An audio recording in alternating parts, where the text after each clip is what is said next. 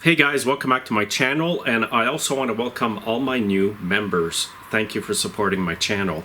Today what I want to talk about are the two parts in the small engine industry, or at least in my experience here doing small engine repairs, the parts that people hate to buy. So there's two parts.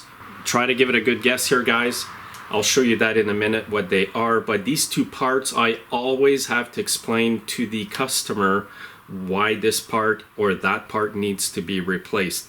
It never ever fails. I have to explain it. I do sound like a broken record sometimes explaining why they need to replace these two parts, and I'll get right into the video, guys. Please comment below if you've seen this before, and I'll show you these two parts right now, and I'll show you why you should replace them. Okay, these two parts are replacing a battery and replacing the bar on your chainsaw. These two items always require an explanation to the customer as to why they need to replace them. Probably because they're not cheap to buy, at least not here in Canada. So a good battery here for your lawn tractor can run you between $65 to $95. A good chainsaw bar can run you from $65 to over $100 here. So I don't blame people, they want to know why. And as a small engine repair shop, you should be able to explain that to your customers. Now, it's hard for me to tell you exactly which is number one here, the most hated part to replace. I kind of put them on par with each other, you know, a used bar and a used battery.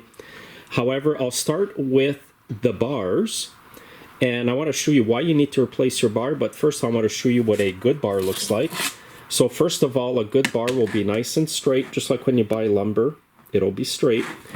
And the other thing you'll notice with a new bar is that the groove, the gauge, the width inside the railing is usually 50 gauge or 58 gauge. On some small saws, it can be 43 gauge, like on your MS 170, and much bigger, older saws may have a 63 gauge hole here in the rail. Now, what happens over time is these bars get worn out for a number of reasons.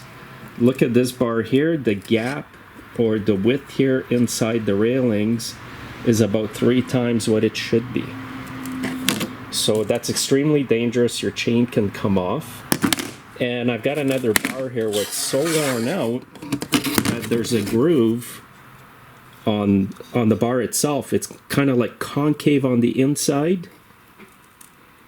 So that's just extreme wear and tear. Full of burrs over here, that's extremely sharp. And again, the groove inside this bar is a lot wider than it should be. So when the groove is so worn out like that and you put a new chain or a sharpened chain, the chain will tend to go like this, back and forth. It's going to be extremely hard to cut straight, and it might not even cut as well because the chain is constantly going to one side. When it's in a new bar, the chain is nice and straight, and your saw is going to cut a lot better. Now, what often happens is in most small engine shops, you may sharpen up a chain for a customer. They brought it to you off the saw, and then they call you the next day to tell you that the chain you sharpened is not cutting. When that happens, what I usually do is I get the customer to come in with the bar so that I can examine it, and most of the time the bar needs to be replaced.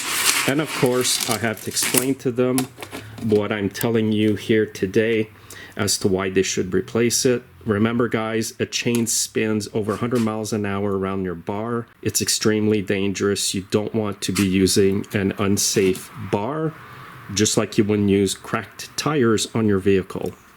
So again, just keep safety in mind, guys, when it comes to a chainsaw. And remember, yes, it is expensive to buy a new bar here, at least in Canada. But just think, if you get injured, it's going to cost you a lot more money. It's a lot easier on your saw if you have a good bar. It's going to cut better. The engine's not going to over rev and heat up and burn out. So this is why I tell customers, look, you need to replace your bar. It's for your safety, and it's also so that your chainsaw cuts better. Now, when it comes to the batteries on the lawn tractor, a lot of people will say, you know what? I don't want to spend $65, $90 on a battery. I'm just going to keep boosting my tractor. Well, just remember guys, if you have a bad battery on your lawn tractor and you keep boosting it over and over again, you might end up burning the stator or the small generator that's under the flywheel of your engine that actually charges up the battery to keep it up to snuff. And another thing you want to remember too, if you have a bad battery on your lawn tractor and you have an electric PTO, you know, you just pop the switch to get the deck to spin, that may not work as well. I've had customers actually refuse a new battery after it was tested to show it's like completely pooched. They didn't want to replace it. They brought their machine home, called me the next day to ask me why the PTO or the deck was not engaging on their lawn tractor. Even though I did explain that to them, that replacing the battery would fix that problem. Anyway, so the long story short here is that they did come back, we put a new battery, and everything worked. So just remember that, guys, if you have a lot of electronics, you know, electric PTO, a digital dash, or whatever, you want to have a good battery, and you want to avoid boosting your lawn tractor if you can help it, because you're actually posing a risk to damage the stator under the flywheel. And if you damage that, it's going to cost you a lot more than replacing a battery. Now, these batteries here will last approximately 2 to 3 years, maybe 4 at the most if you keep it on a trickle charger properly, depending on the cranking amp. So the higher cranking amp battery you get, usually the longer it will last, maybe an extra year or 2. But years ago, guys, you could buy a battery and you could literally, if you looked after it, keep it for 5 to 8 years. I've seen batteries that were 8 years old and I couldn't believe it. Now I'm replacing so many batteries in the shop here. It's just incredible. And again, everything's going up in prices. There will be increases in prices with all the batteries this year in 2025. It's just crazy. So this will make it a little harder for me to explain to customers why they need to replace their battery. But I don't know what it is, guys, but even myself, I have an aversion to buying a new battery, whether it's for my pickup truck, motorcycle, or anything. We all hate to buy a new battery.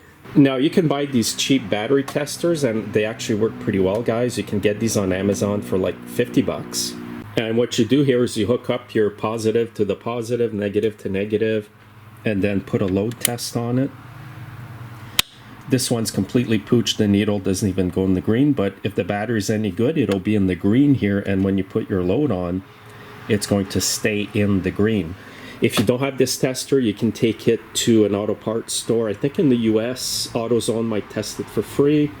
Here in Canada, you can go to Canadian Tire. They'll do a much intensive test than just this, but this is actually very accurate, by the way.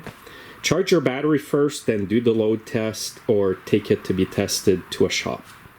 Now, the way you can make these two parts last longer, guys, is by looking after them. Take the batteries out of your equipment in the fall for the winter. Keep it in your house where it's warm. Throw the trickle charger on it once in a while.